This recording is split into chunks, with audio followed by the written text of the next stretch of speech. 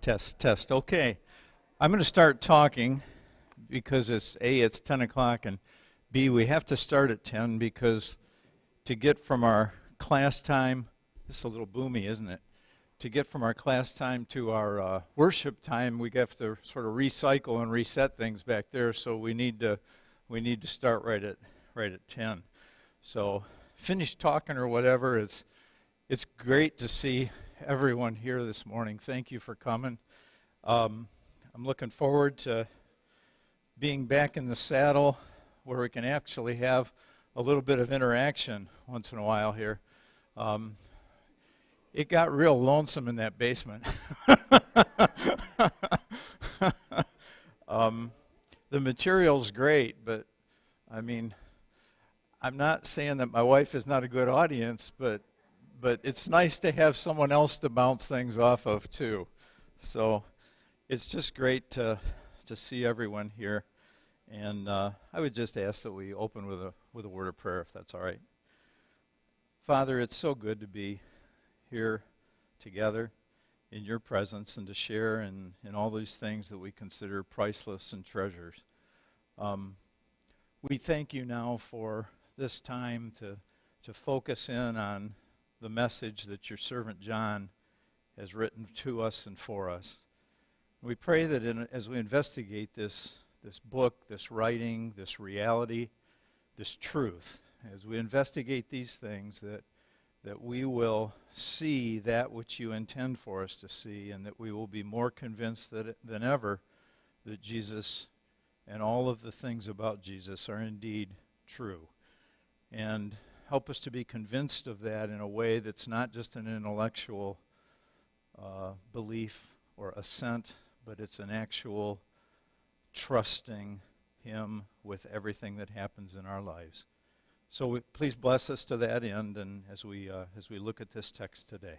In Jesus' name, amen. Okay, so if you've missed out on what we've been doing on Sunday mornings for the last 40 weeks, we have gotten through 4 chapters of John in 40 weeks. I figured it out last night that if we keep going like that, we still have 17 chapters to go, and if we're going to spend 10 weeks on each chapter, that's 170 weeks. We'll be in John for 3.5 years. We're going to speed up a little. I hope. We'll see. So anyhow, here's where we are now. We are moving into chapter 5. We have covered the first scribe, Jesus' ministry moving from Galilee down towards Judea and then back up to Galilee again. And he's done that now twice, and we've seen that through these first 2 cycles of the book. And today we enter into the next section, and we're heading back to Jerusalem in chapter 5. This is the second formal time that Jesus has gone to Jerusalem in this book. And here's the outline of what we're going to see in chapter 5.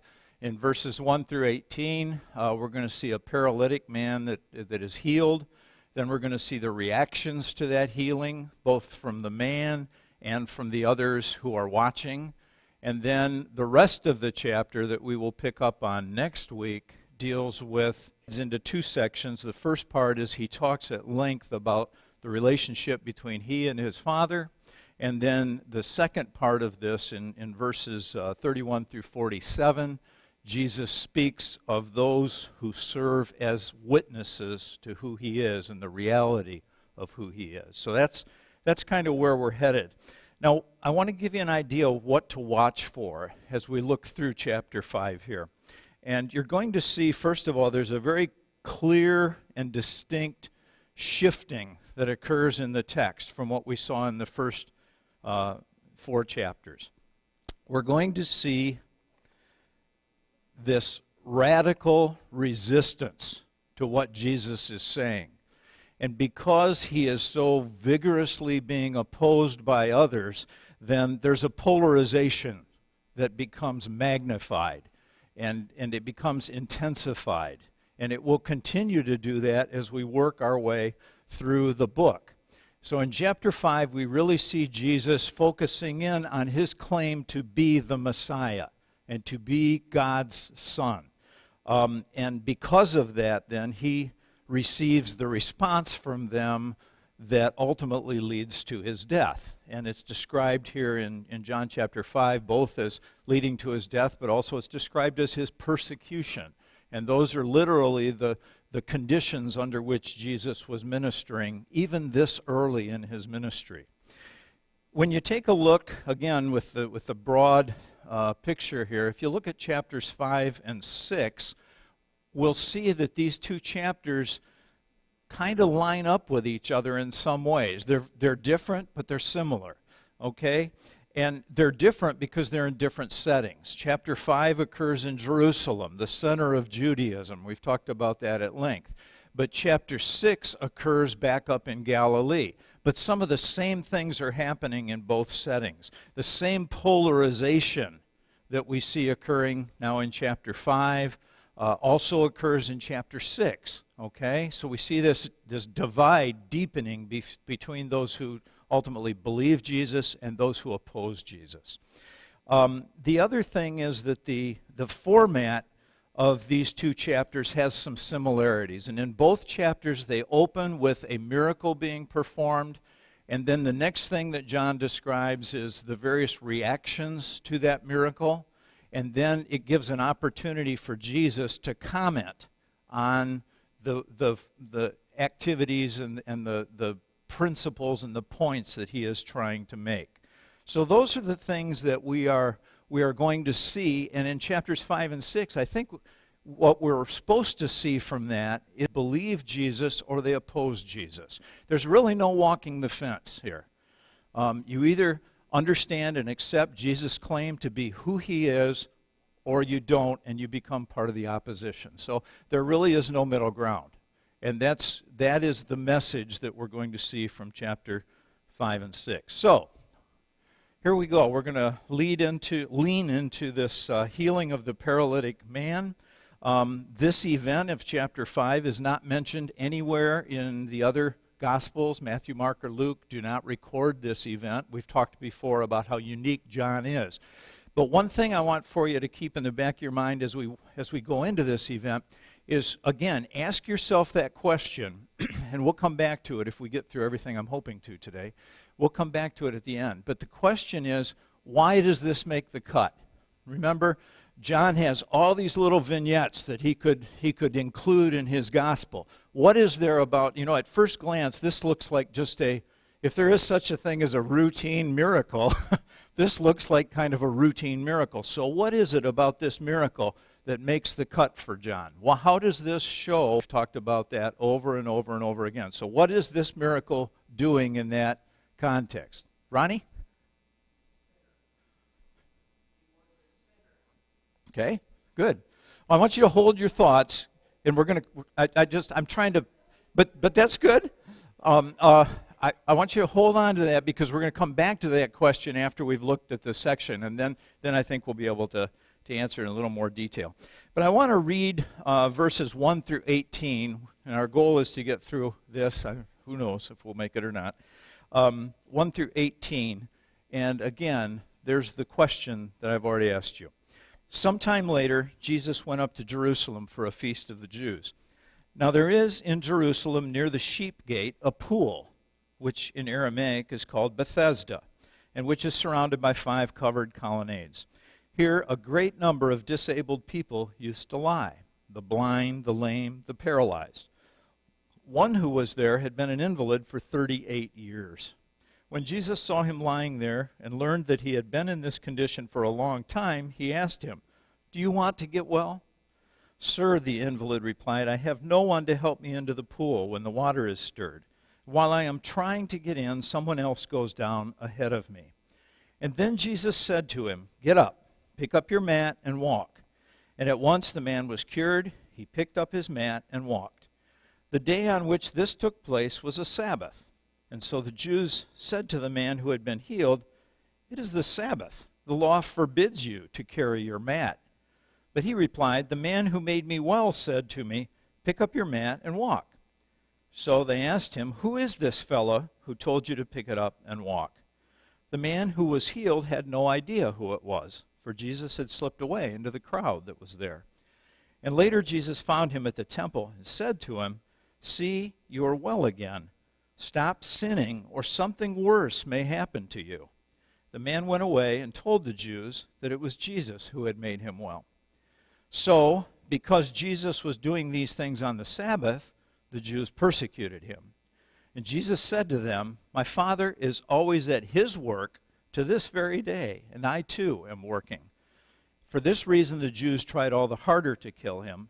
Not only was he breaking the Sabbath, but he was even calling God his own Father, making himself equal with God. Okay, so let's start working our way through the text here. We learn first of all that Jesus was,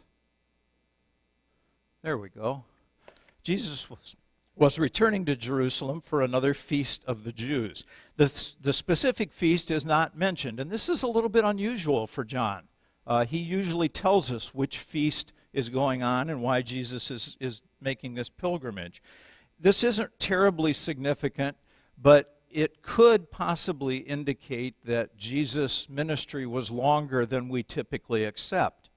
Because if this was a Passover feast, then John records 3 other Passovers. He records a Passover feast in 2:13 that we already read about. That's the one where Jesus came and cleansed the temple. He also records a Passover feast when Jesus is in Galilee in chapter 6, verses 3 and 4. And then, of course, the whole last half of the book or so deals with the final Passover of Jesus' life, that of Passion Week. And so if this is another Passover, that's 4 Passovers.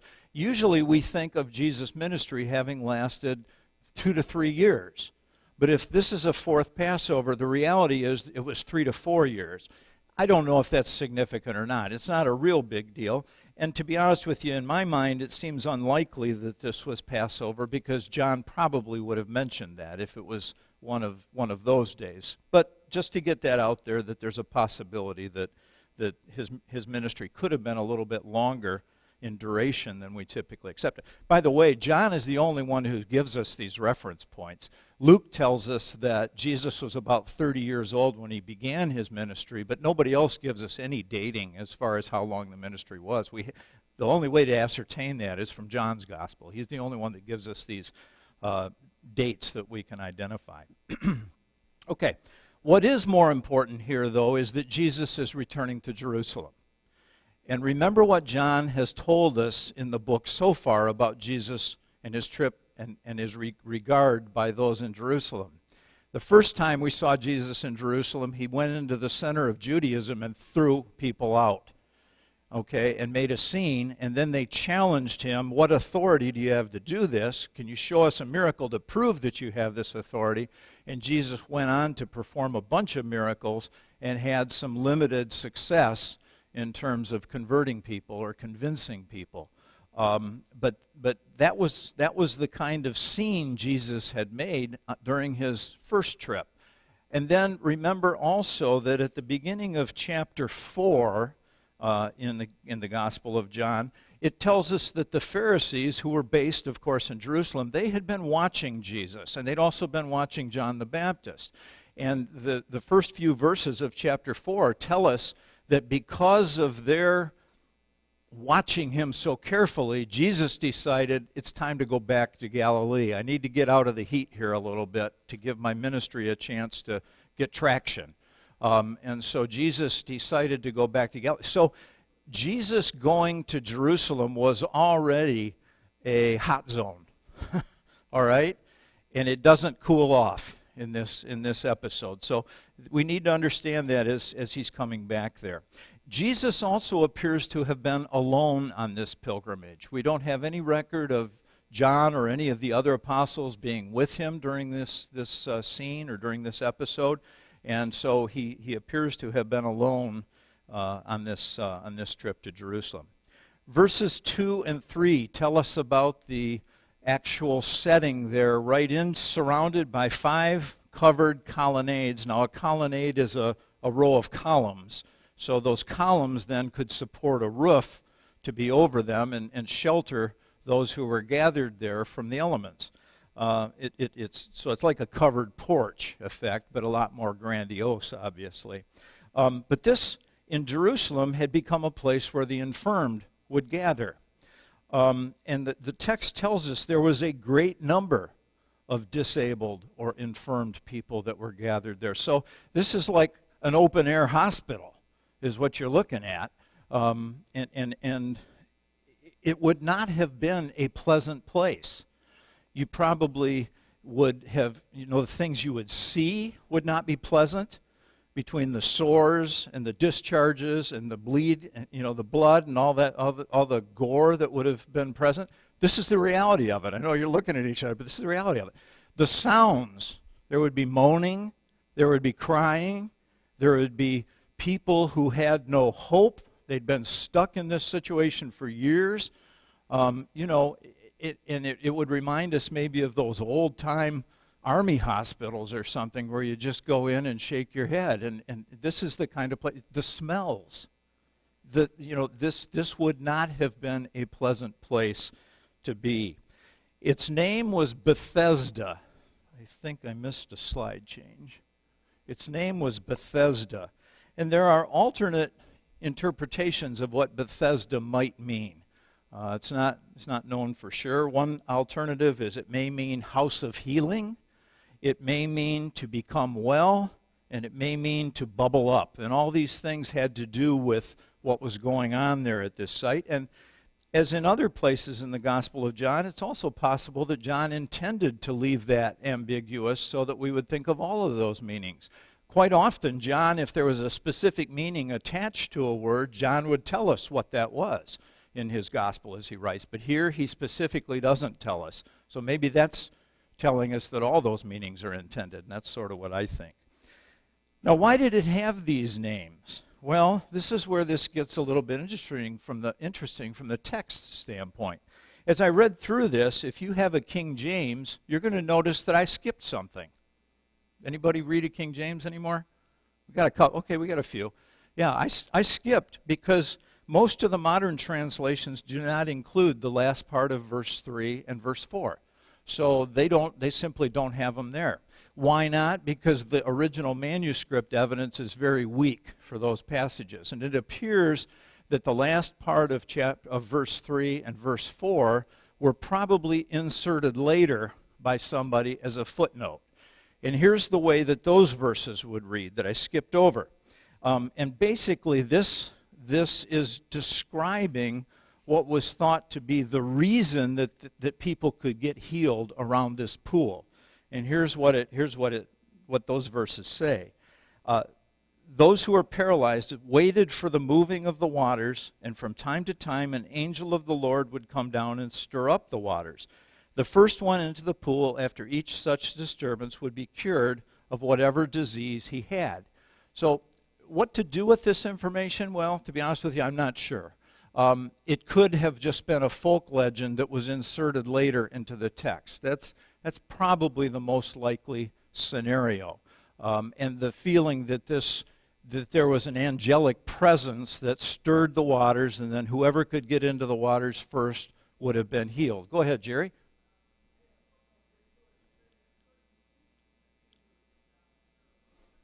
Yeah, there were a lot of other stories attached to that myth as well, or possible myth. We just don't know the reality of it. We do know that there are hot springs to this day in Jerusalem. There's one currently called the Fountain of the Virgin, and it would act like a hot pool. That is a natural phenomenon in the Jerusalem area, so that's certainly a possibility. Lamar? Exactly, and that's the point we need to take from this, is that this was the common belief about what was going on, and that explains why all these people were gathered in that area. And what I want for you to think about is think about Jesus' desire to go to that area. That's not why he went to Jerusalem. At least it's the main reason he went to Jerusalem was for the feast. And the feast would have been focused on the temple and the activities of the temple. But here Jesus, in the midst of this great celebration of the Jews, Jesus takes the time to go over to the ghetto and do some ministry.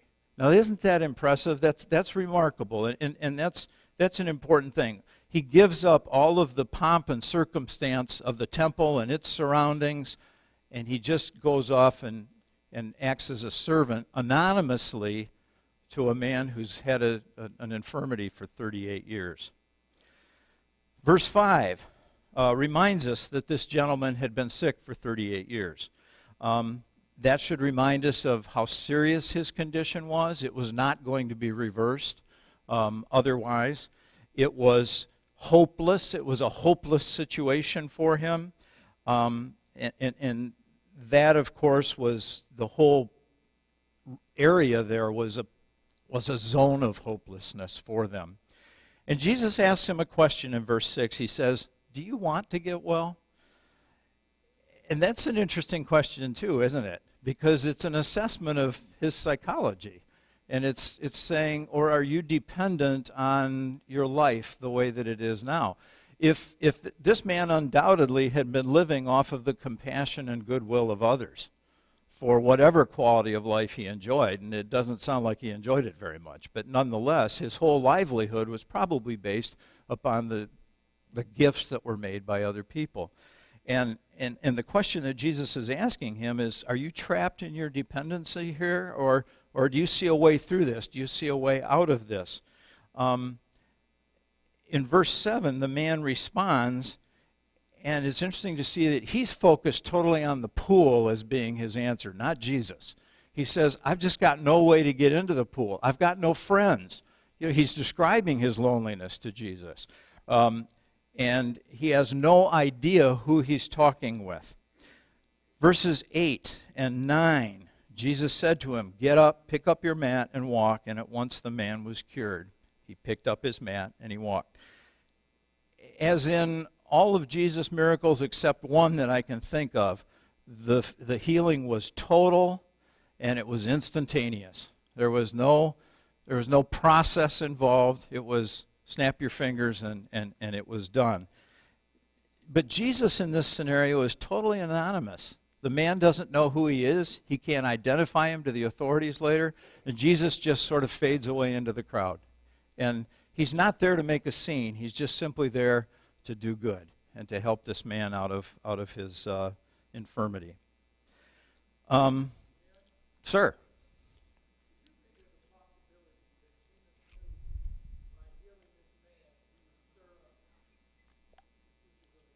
Yes. Sure. Yeah, Jesus was in control of every situation, so of course he knew what the reaction would be here. And he knows the intents of hearts, so he knows what's going to happen as a result of this. And so, yes, Jesus is doing it anonymously, but he's also realizing that this is going to come to roost on him. So, yes. Okay, verses 9b and 10. Now, when I say 9b, this came up earlier in the sequence. If I say 9b, that's the last part of verse 9. Okay, so the last part of verse 9 and verse 10, they didn't like it. This is the long and short of it. But there are two parts of it that I think we have to see. Number one, what was the focus of the Pharisees? Yeah, they had seen this incredible, miraculous event take place. But instead, they put on their microscopes and they look at this and it's a Sabbath violation. You know, you broke it. You may have done some good, but you broke the law in doing it. And then the second thing, of course, was they were overly focused on the legality of this situation. In a Pharisee's mind, it was certainly unlawful to work on the Sabbath. And over the millennia, the Jews, and particularly the Pharisees, had defined what work consisted of. And they had defined that down to the smallest detail, to the nth degree.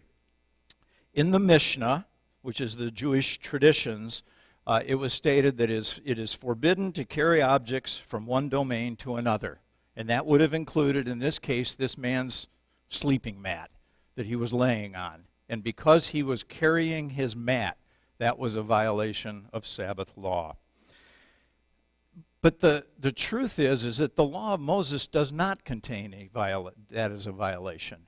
It was not against the law of Moses. It was against the traditions of the elders, all right, and the Jews. Can you imagine that this man who had been lying there or in other places for 38 years, can you imagine that he thought this was work? No way. This was not work, certainly in his eyes, but the Jewish religious establishment saw only how there was an external action that had violated the law. They didn't see the grace of this event. They didn't see the power of this event. They didn't see the significance of this event, and they failed to see. Remember, John has called these miracles, he calls them signs. And they're called signs because they're supposed to tell us something. And the Pharisees just missed it. And watch this as we get into the end of chapter 5, because Jesus is going to tell about how badly they've missed it. Go ahead, Jerry. Well, you'll have to ask him someday. His point is not to heal peoples of physical disabilities and infirmities. Those are signs of who he is so that he can provide spiritual healing. And he makes that point over and over and over again throughout his ministry. But here's the question.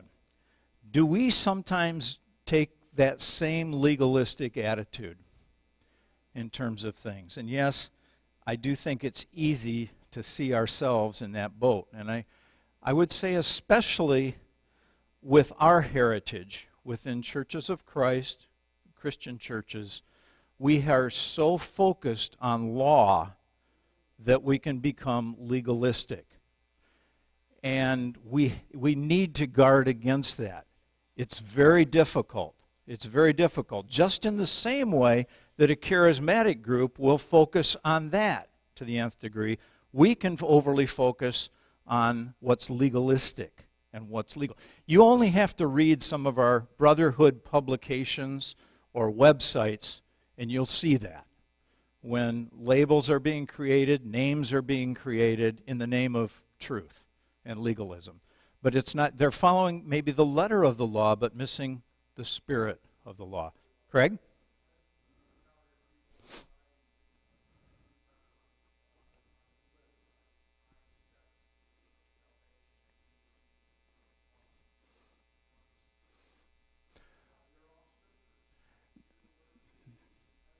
That's right. That's right.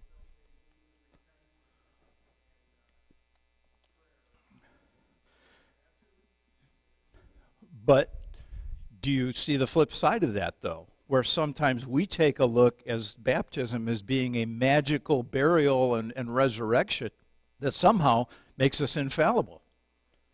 So, and there's the catch. You know, do we incorporate grace into that message of response? Not enough. You're right. And there's the trick. There's the catch, and there's the danger for us in becoming legalistic. Now, this movement historically has only been present here for started in the early 1800s, so we're talking 200 years. Judaism had been in place for 1400 years by the time of Jesus. So you can imagine that over time, those codes get more and more and more rigid, and that box gets smaller and smaller and smaller as far as what is right. And so that's where these Pharisees were by the first century. They were in a very small box, and they were judging everybody outside of that box. And that's a bad place to be. Verses 11 through 13. The healed man then gives his testimony, but at that point he was unable to identify Jesus. Remember, Jesus was anonymous when he first performed the miracle. And it's interesting that the guy pins his decision to do his work on Jesus, and he says, it's the, well, he told me to do it defense. It's the defense that goes all the way back to the garden. And that's not my fault. Yeah, exactly. So that defense is not new. It's been around a long time. And he participated in it. Let's see, where are we at? Verse 14. The healed man proceeds to the temple. Now, this must have been a big moment for him. He puts yourself in his shoes, and here he has been 38 years living a life that's just awful. And now he's able to go into the temple. Maybe he was taking an offering of thanks there. One would certainly think so. And now he meets Jesus again. He encounters him again. And Jesus says, sin no more. And now we come to Ron's thing. Jesus connects the physical healing to the spiritual healing. And he says, don't miss the real point here. The real point is about spirit. The real point is about a spiritual healing, or something worse may happen. Well, he's telling this guy that the spiritual consequences of this, of disobedience, are worse than the infirmity he's just been cured of. So that is the message that's there. Verse 15, the man went away and told the Jews that it was Jesus who had made him well. And so now he is able to identify Jesus, and he does. Okay? Essentially, he's reporting Jesus to the authorities. He's letting them know now, oh, here's the guy. I know who he is now. I don't think he was intentionally doing it to harm Jesus, but it didn't help Jesus in the short term. In the long term, it helped Jesus accomplish what he intended. We're going to see in chapter 9 that Jesus heals a blind man who was blind from birth. And we're going to see a very different reaction from that man as he defends Jesus. So just kind of keep that in the back of your mind as we work our way forward. As we get into verse 16 now, we see, and I'm rushing through this. As we get into verse 16, the Bible says, I've got to turn back a page. Because Jesus was doing these things on the Sabbath, it appears, Jerry, that Jesus did more than just that single episode, because this refers to it as being multiple things. So there were probably some other things going on of a similar nature around the same time. Now at the core of the conflict, and the conflict is the Jews, the Jewish establishment, and Jesus. And these are the two sides. And Jesus gives his answer in verse 17. In verse 17, Jesus gives the answer that provides the foundation for the whole rest of the chapter. And the rest of the whole chapter describes what Jesus meant by verse 17. When Jesus said, "My Father is always at his work to this very day, and I too am working." And what Jesus says there's two parts to it. He says, first of all, God is my Father. I know him in a way no one else does. And he will define that later on in the chapter. Secondly, I am doing his work. It is his work that I am all about. And you don't recognize me, we're ultimately going to learn, because you are not his children. I mean, that's ultimately where this is headed. He makes the point that God is still working, even on the Sabbath. And of course, the workings of the universe continue. Everything goes on. Things don't just stop on Sabbath. And God is still in motion. God is still doing things, even on the Sabbath. The reality is, Sabbath was never intended as a day focused on inactivity or doing nothing. That is not the goal of Sabbath. Remember, the commandment says, remember the Sabbath day to keep it holy. That's right. That was the focus of Sabbath. Sabbath was to be a day of spiritual focus and purpose. A hallowed day, a holy day, not just a day of doing nothing. But in the Jewish legalistic mind, that is what it had become. Okay? It was a day to remove burdens, not to increase them. It was a day to be aligned with God, to see your purpose, to see your spiritual place in the world, and see and remind yourself of the importance of that. And that was the point of Sabbath and Sabbath rest. But it was not so much focused on doing nothing. By the time we get to verse 18, the sides have now been drawn. The hostilities and the hostile parties are gathering on each side of this. And it says, for this reason, the Jews tried all the harder to kill him. Not only was he breaking the Sabbath, but he was even calling God his own Father, making himself equal with God. It's hard to imagine, at least for me, it's hard for me to imagine that level of hatred. it's really, really difficult. Yeah.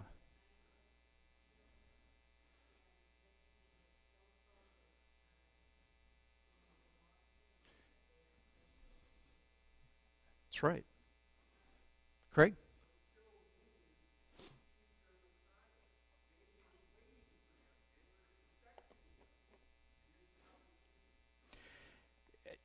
We have to jump because of that kind of a comment. Sure. Yeah. Yeah.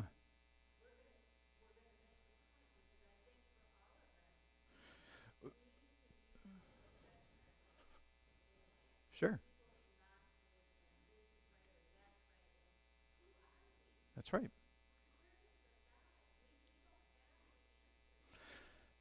I have to jump ahead a week or two and go down to verse 39. Verse 39, because it's this point. He tells them, "You diligently study the Scriptures because you think that by them you possess eternal life.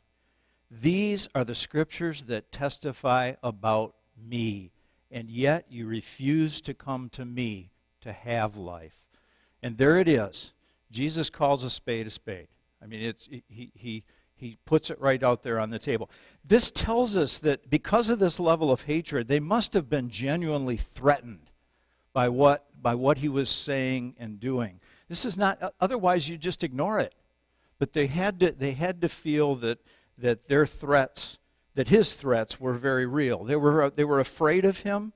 They saw how the masses were responding to him, and their dominance and their privilege were about to disappear. And that's what they were afraid of. And so we've got to get rid of this threat. So there are two charges that the Pharisees level against him, back in verse 18. First of all, this Sabbath violation and performing work on the Sabbath. And then secondly, claiming equality with God as his Father. So this is about 2,000 years now after Abraham.